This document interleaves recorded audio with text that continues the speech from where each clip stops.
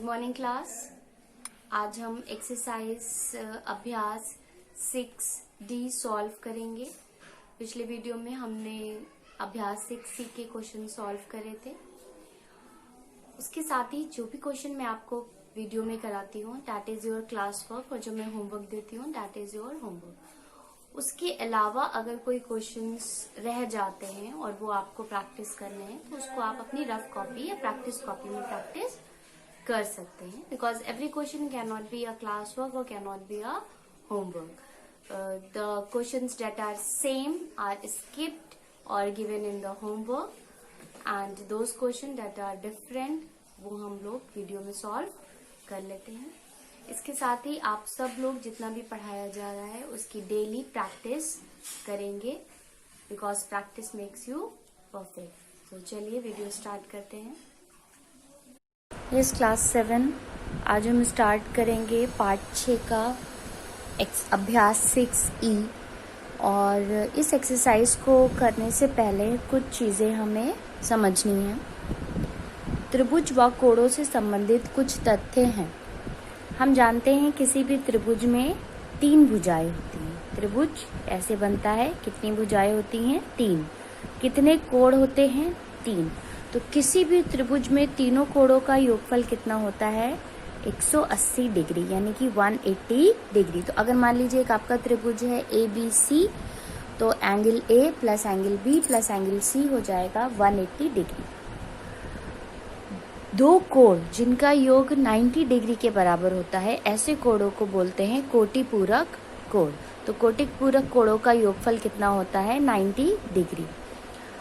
और दो कोण जिनका योगफल 180 डिग्री होता है उन्हें बोलते हैं समपूरक कोण। तो समपूरक कोणों का योगफल 180 डिग्री होता है। अब अगर कोई त्रिभुज समकोण है, तो इससे पहले मैंने आपको त्रिभुज चैप्टर में बताया था कि समकोण त्रिभुज में एक जो कोण होता है वो 90 डिग्री का होता है। तो समकोण त्रिभुज में एक कोण 90 डिग्री तथा बाकी के जो दो कोण बचते हैं वो कोटिपूरक होते हैं, यानी उनका योग 90 डिग्री के बराबर होता है। अर्थात यदि angle A is equal to 90 degree, अगर समकोण त्रिभुज ABC में एंगल A 90 है तो B और C दोनों का योगफल कितना होगा? वो भी 90 डिग्री होगा। तो एक कोण 90 होता है, बाकी दोनों का योगफल 90 डिग्री होता है। ये सारे तथ्य आपको ध्यान में रखने हैं, याद रखने हैं, तभी हम अभ्यास 6 के प्रश्न हल कर पाएंगे। तो सबसे पहले हम स्टार्ट करते हैं क्वेश्चन नंबर 1 अभ्यास 6 का। देखिए क्वेश्चन क्या है। एक समकोण त्रिभुज के दो न्यून कोणों का अनुपात 7:11 है। कोणों के मान ज्ञात कीजिए। तो देखिए जब हमें कोणों का अनुपात दिया होता है तो हम जो कोण मानेंगे वो हम मानेंगे उसी अनुपात में मानेंगे। मतलब 7:11 दिया है तो हम मानेंगे कि एक कोण 7x है और दूसरा कोण 11x है। ठीक है, जो अनुपात दिया है उसी अनुपात में हम कोणों को मानते हैं। तो हम लिखेंगे माना समकोण त्रिभुज के दो न्यून कोण 7x तथा 11x हैं। क्यों 11x और 7x माना हमने? क्योंकि अनुपात 7:11 दिया है। हम जानते हैं कि दोनों न्यून कोण कोटिपूरक होते हैं, यानी कि उनका सम 90 डिग्री के बराबर होता है। अब आप 7 में 11 ऐड करेंगे तो आएगा 18x। 18x is equal to 90 degree. यहाँ से हमें क्या मिलेगा? x is equal to 90 degree upon 18, और इसे जब आप कैंसिल करेंगे तो ये आ जाएगा 5। ठीक है, तो x की वैल्यू कितनी आ गई? तो x की वैल्यू आई थी 5। अब कोण का मान हम निकालेंगे तो कोण क्या हो जाएगा? हमने माना था एक 7x और दूसरा 11x, तो एक आपको हो जाएगा 7 इंटू 5 और दूसरा 11 इंटू 5। 7 इंटू 5 का मतलब 35 डिग्री और 11 इंटू 5 का मतलब 55 डिग्री। तो आपका आंसर क्या हो जाएगा? 35 डिग्री और 55 डिग्री। अब हम पढ़ते हैं क्वेश्चन नंबर 3। दो समपूरक कोणों का अंतर 40 डिग्री है, प्रत्येक कोण की माप क्या है? तो अभी हम लोगों ने क्या पढ़ा था? अभी मैंने आप लोगों को बताया था कि समपूरक कोण होते हैं जिनका योग 180 डिग्री के बराबर होता है, और कोटिपूरक कोण होते हैं उनका योग 90 डिग्री के बराबर होता है। तो दो समपूरक कोणों का अंतर दिया है तो हम मान लेंगे कि एक समपूरक कोण x है तो दूसरा क्या हो जाएगा? 180 माइनस एक्स। जैसे कि मान लीजिए अगर आपसे कहा जाए कि एक समपूरक कोण 100 डिग्री है, तो बताइए दूसरा कितना होगा। तो आप क्या करेंगे, 180 में से 100 को माइनस करेंगे, 80 आ जाएगा, यानी कि पहला अगर 100 है तो दूसरा 80 होगा। उसी तरीके से इस क्वेश्चन को सॉल्व करने के लिए सबसे पहले हम मानेंगे कि माना एक समपूरक कोण x है, तो दूसरा समपूरक कोण कितना हो जाएगा, 180 डिग्री माइनस एक्स। अब क्वेश्चन में हमें दिया है कि समपूरक कोणों का अंतर है 40 डिग्री, यानी इन दोनों को माइनस करेंगे, वो किसके बराबर आएगा, 40 डिग्री। अब ब्रैकेट हम ओपन करेंगे तो माइनस बाहर लगा है तो सबके साइन बदल जाएंगे, 180 माइनस हो जाएगा और x प्लस हो जाएगा। x को एक ही तरफ रखेंगे और 180 को इस साइड भेज देंगे, तो ये प्लस 180 हो जाएगा। x और x मिलके हो जाएंगे 2x, वो 40 और 180 डिग्री 220 डिग्री, और x is equal to 220 degree upon 2 divide करेंगे तो आ जाएगा 110 डिग्री। तो x की वैल्यू आ जाएगी आपकी 110 डिग्री। तो पहला कोण क्या हो जाएगा, 110 डिग्री, दूसरा हो जाएगा 180 माइनस 110 विच इज 70। और देख लिए दोनों का एडिशन 180 आ रहा है, इट मीन्स आपका आंसर सही है। इसी तरीके से आप क्वेश्चन नंबर 3 करेंगे, ये आपके लिए होमवर्क है। इसमें कोटि पूरक कोण दिए हैं, तो आप मान लेंगे कि एक कोण x है तो दूसरा हो जाएगा आपका 90 माइनस एक्स, और जो दिया है वैसे कंडीशन लगा के सॉल्व करेंगे, x की वैल्यू निकालेंगे और लास्ट में पुट कर देंगे। तो ये हमारी एक्सरसाइज 6E कंप्लीट हो गई है। अब हम एक्सरसाइज 6F की तरफ बढ़ते हैं, और उसको सॉल्व करने से पहले हम कुछ फॉर्मूले या सूत्र देखेंगे। तो ये हैं हमारे सूत्र। सूत्र नंबर 1 है चाल बराबर दूरी बटे समय, speed is equal to distance upon time. I think आप लोग इससे पहले भी पढ़ चुके होंगे। तो चाल किसके बराबर होती है, दूरी अपॉन समय। इसी तरीके से समय किसके बराबर होता है, दूरी अपॉन चाल, और दूरी किसके बराबर होती है, चाल इंटू समय। ये सब क्रॉस मल्टीप्लाई होते हैं और इन बाकी दो फॉर्मूले इसी फॉर्मूले से डिराइव होते हैं। तो ये फॉर्मूले आपको लर्न करने। दूसरी चीज़, अगर आपकी स्पीड चाल किलोमीटर प्रति घंटे में दी है, यानी किलोमीटर पर आवर में दी है, और उसे आप मीटर पर सेकेंड में बदलना है, तो आप 5/18 से मल्टीप्लाई करेंगे।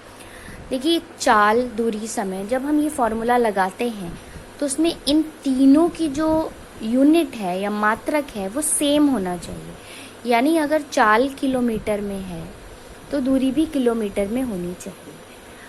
अगर 4 किलोमीटर में है तो समय घंटे में होना चाहिए, ठीक है। इसी तरीके से अगर चाल मीटर पर सेकेंड में है तो दूरी मीटर में होनी चाहिए और समय सेकेंड में होना चाहिए।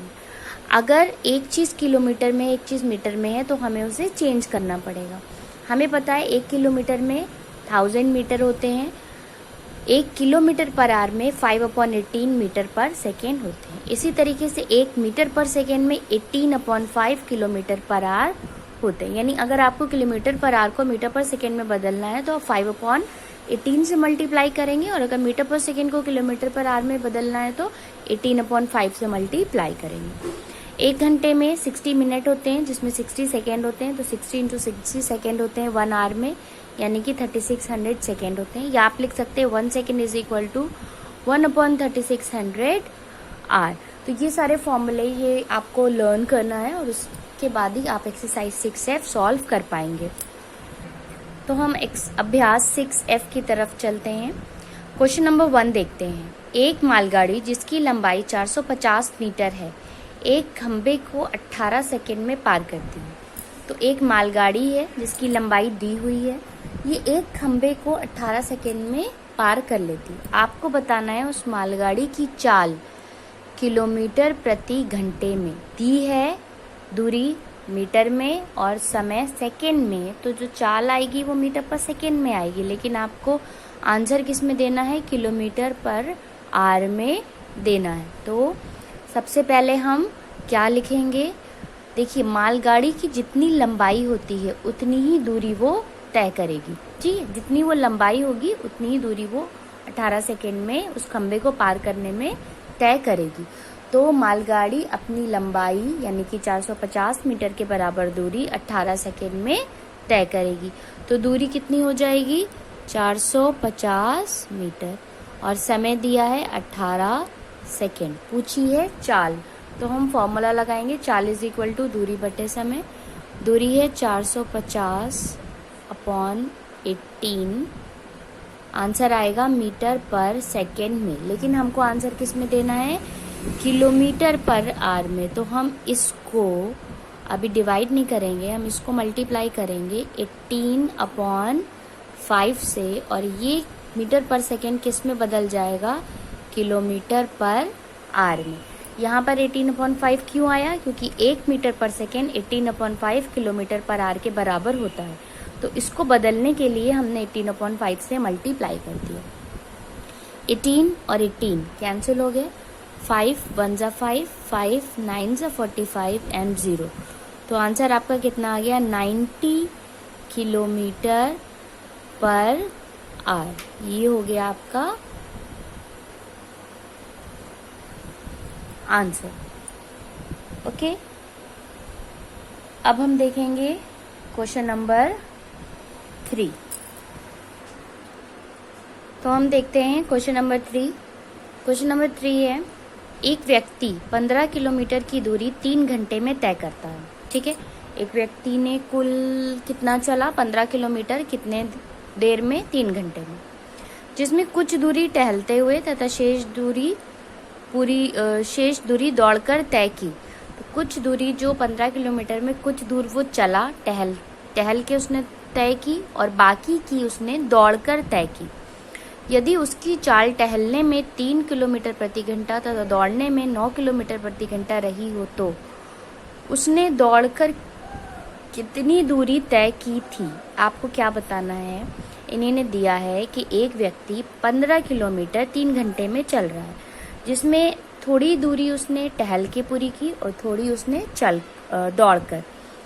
अगर टहलने में उसकी चाल 3 किलोमीटर प्रति घंटा थी और दौड़ने में 9 किलोमीटर प्रति घंटा थी, तो आपको बताना है कि उसने दौड़कर कितनी दूरी तय की। 15 किलोमीटर तो टोटल थी, जिसमें जो चलकर और दौड़कर दोनों उसने तय की। तो दौड़ने में आपने बताना है कि उसने कितनी दूरी तय करी।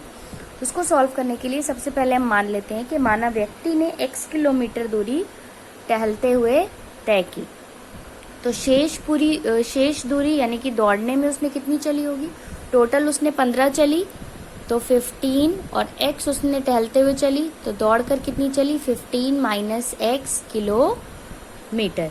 ठीक है, तो अगर x किलोमीटर टहलते हुए तय की, तो शेष दूरी दौड़ने में कितनी हुई, 15 माइनस x किलोमीटर। अब हम टहलने में और दौड़ने में दोनों केस में अलग अलग समय निकालेंगे। ठीक है, चाल टहलने में दी है 3 किलोमीटर पर आवर, दूरी अभी हमने x मानी है, x कितनी मानी है, x किलोमीटर। तो समय यहाँ से हम निकालेंगे, समय का फॉर्मूला क्या होगा, समय बराबर दूरी बटे चाल। तो दूरी कितनी है x और चाल कितनी है 3। ये हो जाएगा समय आपका आवर में, घंटे में। अब हम दौड़ने में निकालेंगे समय। तो समय, अगर हम इसको मान लें ये समय 1 है, तो ये समय 2 हो जाएगा। तो ये भी होगा आपका दूरी बटे चाल के बराबर। दूरी कितनी है 15 माइनस x और चाल कितनी है 9 आर में। अच्छा, यहाँ पर दौड़ने में दिया हुआ है कि चाल 9 किलोमीटर प्रति घंटा है और दूरी अभी हमने निकाली है 15 माइनस x। तो यहाँ पर हम दौड़ने में दौड़ने वाली दूरी रखेंगे और टहलने में टहलने वाली दूरी रखेंगे। अब दोनों समय को हम जोड़ेंगे और ये दोनों समय कितने के बराबर आने चाहिए। व्यक्ति ने 15 किलोमीटर 3 घंटे में तय किया, तो ये समय प्लस ये समय यानी कि टहलने में लगा समय और दौड़ने में लगा समय किसके बराबर होगा, 3 घंटे के बराबर। तो यहाँ पर हम लिखेंगे कि कुल समय बराबर 3 घंटे या 3 आवर, यानी कि समय 1 टहलने में प्लस दौड़ने में इज इक्वल टू 3। तो टहलने में हमने समय x/3 निकालना था और दौड़ने में 15 माइनस x/9। अब हम इस समीकरण को सॉल्व करेंगे। इस तरीके के समीकरण को सॉल्व करने के लिए मैंने आपको क्या बताया था कि हम 3 और 9 का एलसीएम लेते हैं। तो 3 और 9 का एलसीएम क्या आएगा, 9 आएगा और उस एलसीएम से हम दोनों तरफ क्या करते हैं, मल्टीप्लाई करते हैं, तो हम दोनों साइड में इस एलसीएम से मल्टीप्लाई करेंगे।